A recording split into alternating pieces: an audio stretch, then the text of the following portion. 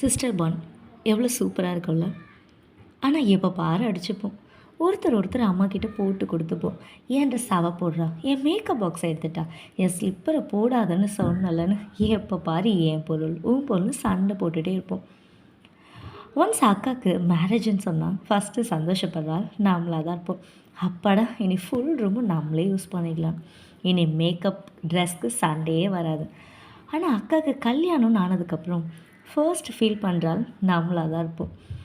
அப்போ தான் தனிமையை உணர்வோம். அக்கா எப்போ வருவாங்கன்னு இருக்கும். அதே போல் தான் அக்காவுக்கும் எப்போ போய் தங்கச்சிக்கிட்ட சண்டை போட போகிறோம்.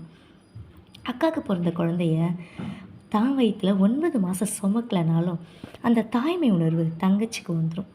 தான் பெறாத குழந்தைய தானே பெற்றதாக உணர்ந்து அப்படி பார்த்துப்பாங்க.